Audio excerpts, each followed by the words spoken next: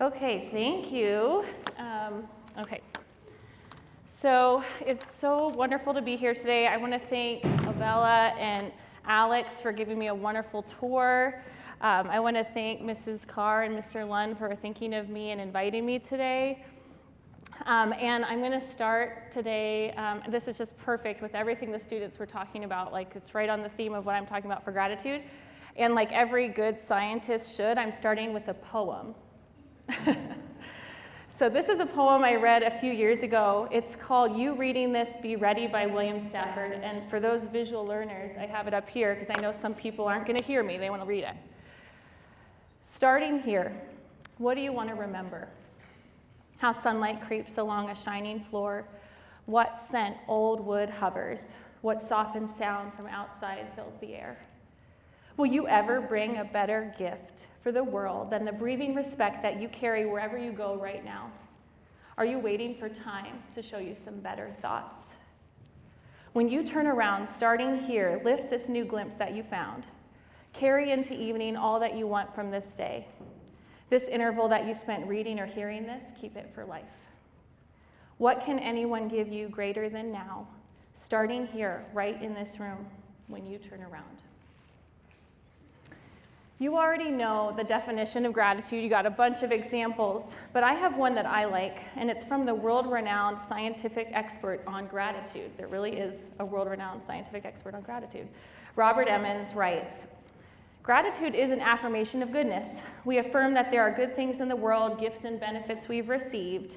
But he says there's a second part of gratitude, and that is that we recognize the sources of this goodness are outside of ourselves. We acknowledge that other people or higher powers gave us many gifts, big and small, to help us achieve the goodness in our lives." When I was asked to give this talk, I felt very insignificant. I haven't done anything really amazing that anyone might be excited about at the surface level. I'm just a stay-at-home mom right now. Then I thought, gratitude is also a very insignificant and overlooked virtue. And you heard the house captains talking about that. We forget to be grateful.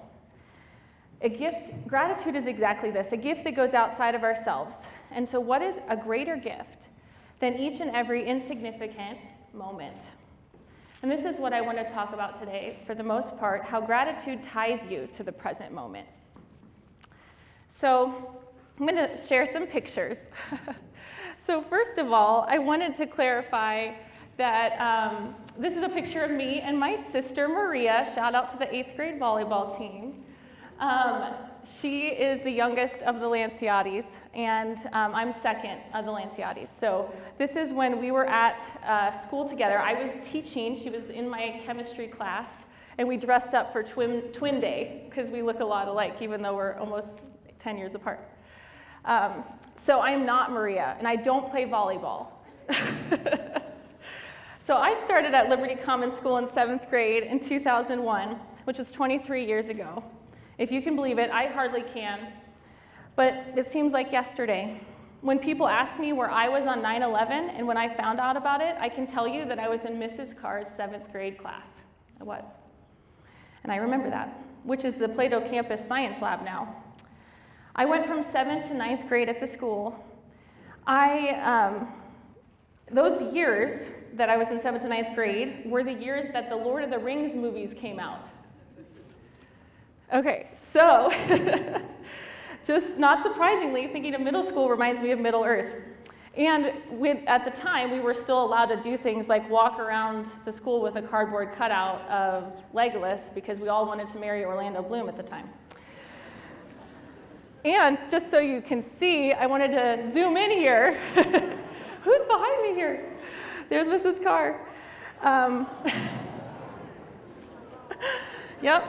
Just hanging out. I don't know what she's doing, but she thinks it's pretty funny that we're walking around with a cardboard cutout. Okay, so my favorite memory of middle school was actually the science fair. And I know you don't have that anymore, which makes me so sad because I loved it. I even set up a crime scene for my 8th grade science fair project, and I did the PCR to determine by DNA evidence who did it. That was really something I was into, as you can tell. Another lasting impact of my 9th grade class was the snack shack. We were the first people that pioneered that, and my dad and I would go to Sam's and buy big boxes of candy bars to sell people. It was not very long in the scheme of my life. It was only 3 years. You might wonder, why are those the most impactful years that I always went back to? You might be asking, why in the world are you still here? I am now raising my kids in the same town I grew up in. I'm sending them to the school I went to, that I taught at, and now I'm a parent on the board of directors. You might be thinking I'm kind of crazy. The reality is the teachers had a lasting impact on me. Ooh, oh, there, we can go to that one. There he is, Mr. Lund. So at Liberty, not only did, yeah, he looks the same. Isn't that weird? Not only did Liberty give me a beautiful and wonderful education, I cannot get rid of the Latin roots out of my head. They're still there, so many years later. It also gave me a foundation for balance in my life. Music is one of them, and I'm going to talk a little more about that. Rock climbing. Mr. Lund and Mr. Senior were the first people to take me rock climbing, and I still rock climb today. Teachers who fostered my love of reading and science. So I don't know if you guys can see this, but I went on to Pooter IB, and I do understand how hard Liberty High School is. Not only did I teach here, but this is my senior year high school schedule at Pooter IB. I had 6 college level classes and 2 extra periods. My senior year, I did not have a study hall or lunch, if that gives you an idea. No, I didn't even have lunch. Why? What is wrong with you, right? I wanted to do band and choir. So everyone else who chose a study hall, I chose band and choir. My love for music had started in 7th grade. Mr. Lund was my first flute teacher. And what I had learned was that even in the intensity of school, I needed some sort of outlet. And this would continue and is a source of peace for me even now. Singing or playing is how I release and relax. So I know how hard high school is, and the reason I didn't have a lunch, that was because IB students, we just had so many things, and they just had to offer a class that we needed to graduate during lunch. That's what happened. So, in high school, though, I was easily consumed by the schoolwork. I was a perfectionist. I was not tied to the present moment. I was always going for the next thing. I was really intense, if you can't tell by my schedule here. I was working hard, and then I was falling apart at home. I was not knowing why I was not happy. I was not filled with joy. Now I know, all these years later, that I was driven by anxiety. Anxiety, I don't want to give too many spoilers for this movie, but this anxiety character hit too close to home for me. When you're driven by anxiety, you cannot be joyful. That's kind of the theme of the movie, right? Anxiety takes over, and there's no joy. There is a place for anxiety in all emotions. It's a healthy tension to prepare you for the future. What you're doing right now is extremely hard.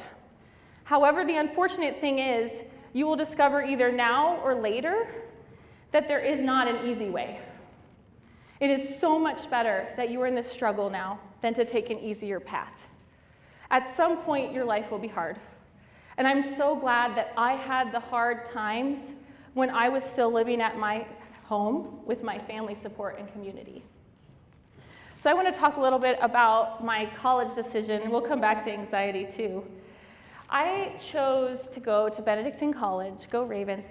But before I chose that, I was thinking I had this life plan all mapped out. I was going to be a scientist. I was going to do forensic science. You can see I was interested in that.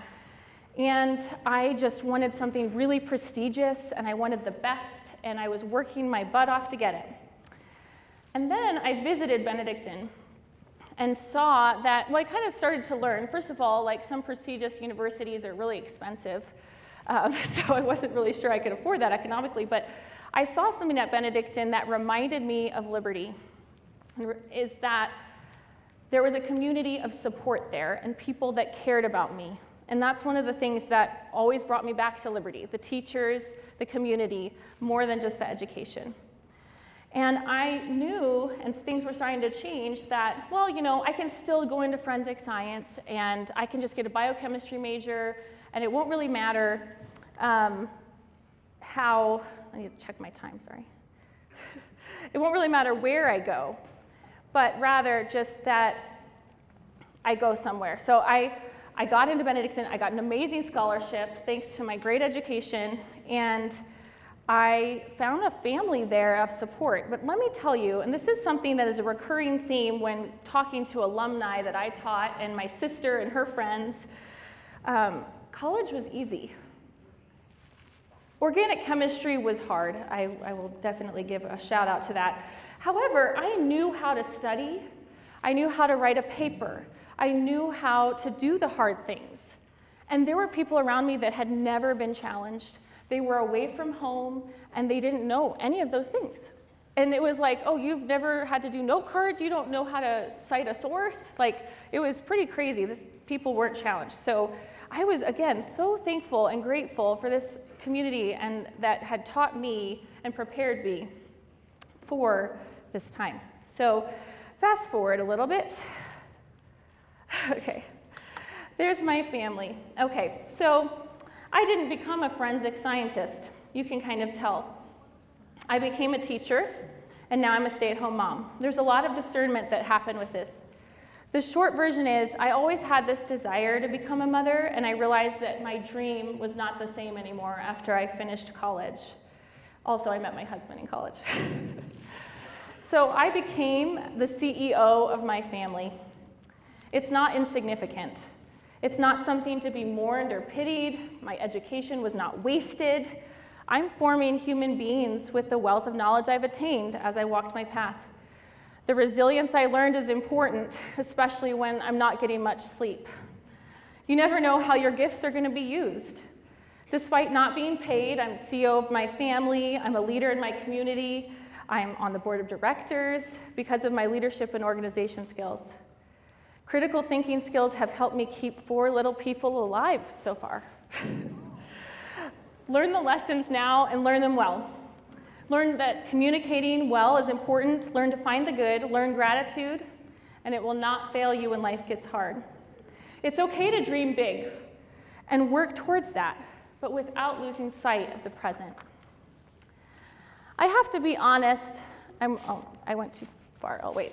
Okay, I have to be honest. I am not the best example of when it comes to gratitude.